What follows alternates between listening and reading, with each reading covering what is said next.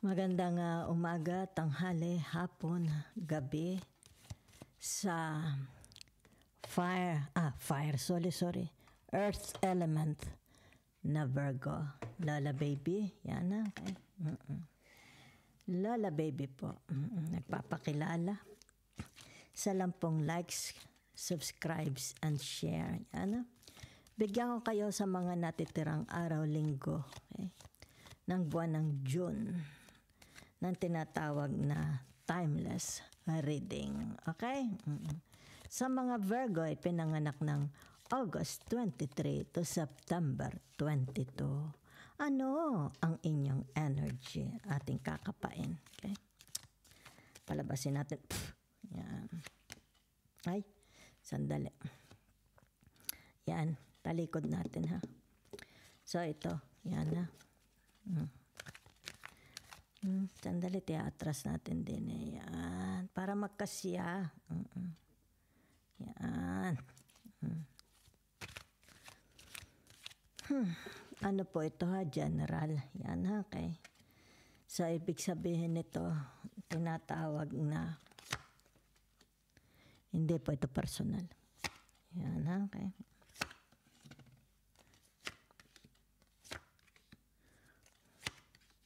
Simulan na natin. Okay.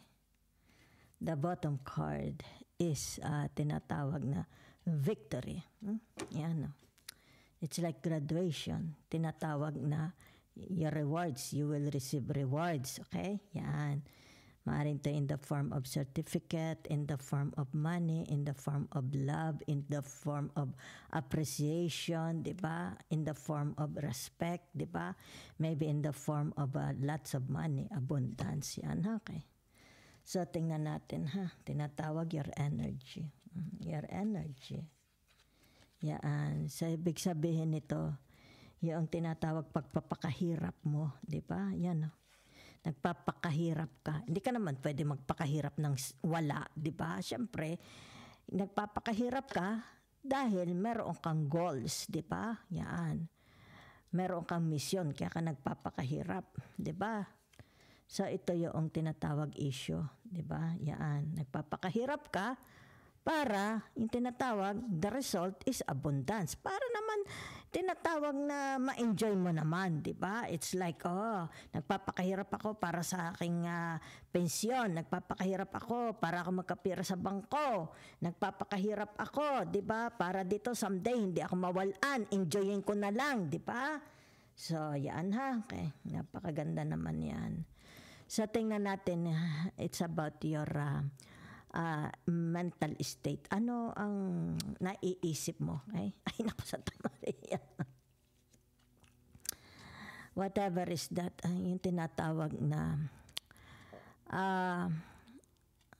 kung ito'y ikaw, di ba? Ibig sabihin nito, masyado kang addicted. Okay? Saan ka addicted? Yan. Maaaring dito yung tinatawag na it's like para ka may kinatatakutan, di ba? Kumbaga dito, baka natatakot ka about your future, okay? Yan, maybe kaya dito nagpapakahirap ka, di ba? It's for your security, a lifetime insurance, something like that, di ba? So nakikita ko dito sa inyo yung tinatawag na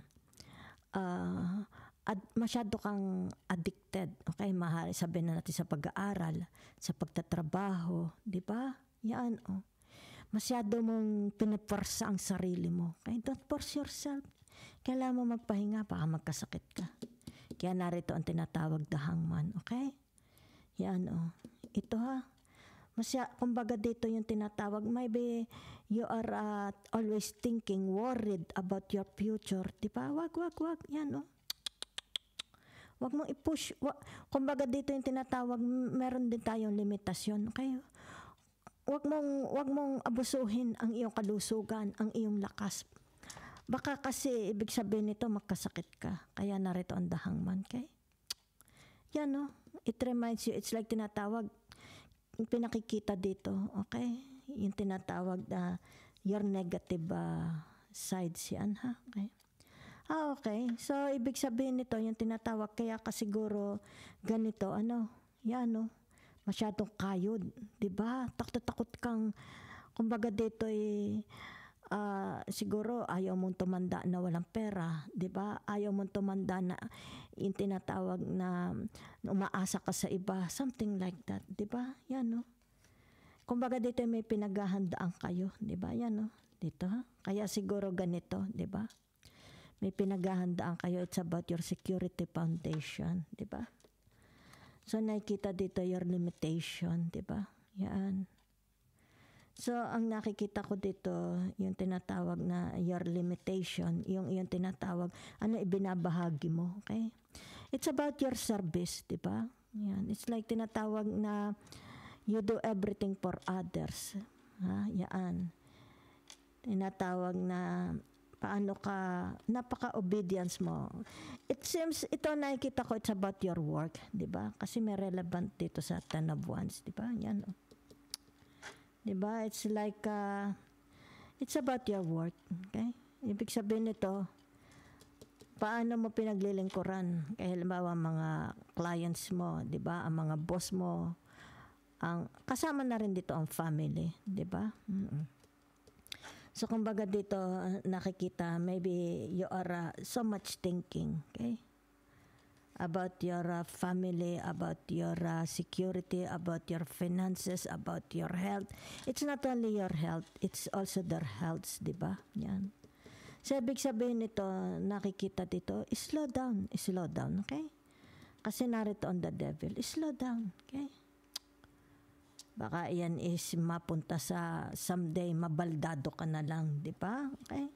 The result is yan, okay? Ito yung tinatawag na the result, okay?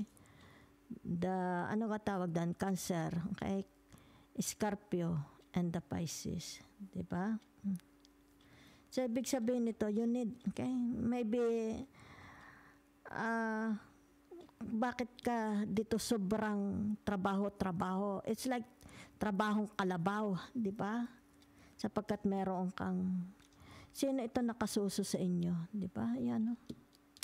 May mga tinutulungan ka ba? Yan, ha? Okay.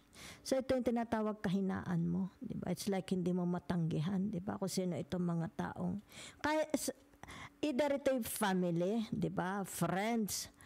O kaya sabihin na nating, halimbawa sabihin natin asawa, mga children. Kahit sa mga friends nakikita sa trabaho, ganun din, oh. Yan, ha? Kita mo? Kaya na rin ang the devil, di ba? It's like, you're so very, very worries na pagka hindi mo na ibigay, mapintasan ka, kahit takot kang baka ikaw is madiscredit, di ba? So, ibig sabihin nito, yung tinatawag, relax ka lang. Relax ha, relax. Yan. Relax ka lang. Kasi masyado kang the hangman, di ba? Masyado kang, ito ang lumabas the devil to the hangman, okay? Para kang ini-slave mo ang sarili mo, di ba? Yan. Masyado mong ini-slave. Masyado kang concentrated. Alalay ka lang. Yan na, alalay. So, tingnan natin your attitude, ha?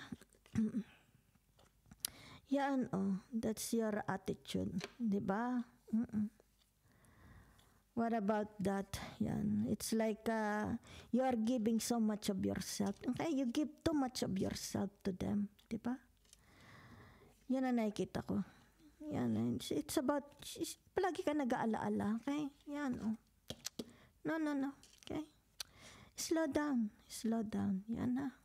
So, na-influensyan ka nitong tinatawag na the moon. Di ba? Yan. Oh. Di ba? It's like tinatawag na ang nakikita ko sa inyo is ano kayo, yung ano tawag dito? Nakasarado. Okay, very, very, yun lang nakikita ko. Okay? Oo. You reach out. Okay? Masyado kayong, maybe you have no time for others na. Diba? Yan, oh. Nakikita dito, people wants to reach out. Yan na. Kasi nakikita dito, masyado kang isolated. Okay? Siguro palagi ka nalang nasa either alinman itong trabaho or bahay. Di ba? So, ibig sabihin, baka hindi na kayo nasisikatan ng araw. Okay? Kasi ito lagi ang nasa isip mo. Okay? And you are so very much worrying. Okay? Kumbaga dito nakikita. Okay? You give too much. Okay? You give too much attention to others. Yan ha. So, ibig sabihin nito, you need to relax. Relax. Loose ha. Okay? So, tingnan natin your hopes and fears. Okay? Your hopes, yan no. It's about natatakot ka na ito ay mawala sa iyo. No. Ibig sabihin nito, huwag kang mag-alaala. Diba? That's your trophy. Okay? Kung halimbawa mawalan ka ng trabaho, don't worry. Pagkaagawan ka pa rin. Okay? Kasi nakikita, it's like tinatawag, ito yung evidence mo. Diba? Ito evidence mo. Don't worry about your future. Don't worry. Okay? Relax ka rin. Diba? Relax. Maaaring for some of you, hindi na makapag-relax. Diba? Dahil kasi narito ang dahangman. Maybe, sabihin na natin ito yung mga tao, yung tinatawag their demands. Okay? Masyado ang demands from you. Diba? Yan, no? It's like, they are like vampire. They are sucking your energy. Diba? Kita mo yung mga tao. Yan, no?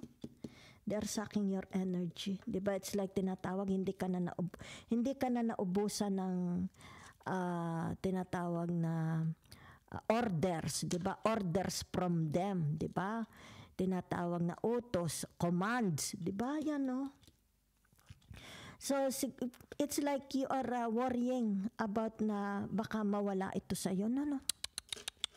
Nakita mo naman, di ba? So, tingnan natin ang tinatawag the summary. Okay?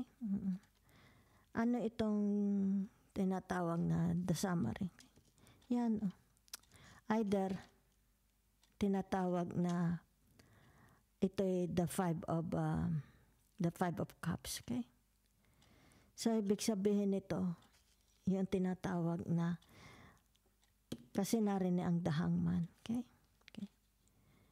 Ibig sabihin nito, pag masyado kang bumigay sa kanila, di ba? If you give too much of yourself to them, okay? It's like, kasi nakikita ko dito halimbawa, ibinigay mo itong buong palad mo. Tapos umaabot na sa balikat mo. Dito sa iyong arms, di ba? Yung binibigay mo. Tapos umaabot na, ito yung bisig, di ba? Tapos umaabot na sa iyong tinatawag braso. Di ba? Tapos umaabot na, kumbaga dito yung shoulder mo, di ba? Ibig sabihin nito, sumasakit na. Pag masyado mong ibinigay, if you give too much of yourself, di ba? Baka, kasi ito ang the summary. Baka ang mangyari dito, maging invalid ka. Hindi ka na pakinabangan, di ba? So be very, very kind to yourself. Be very, very kind, di ba? Hindi naman masamang maging mabait, magsilbi. But you have to worry up. You have to think also about yourself. Kasi baka ito, ibig sabihin nito, okay? Baka magkatotoo yung iyong hinala, okay? Na ito'y mawala sa iyo because masyadong nagamit, di ba? It's like naabuso. So don't abuse yourself, okay? Don't let them abuse you, okay? Ibig sabihin, moderate ka lang. Moderate ka lang, di ba? Trabaho man ito, marriage man ito. So nakita ko, ikaw at sila, okay? Think about yourself. Kaya narito ang dahangman, okay? Ibig sabihin ito, yan.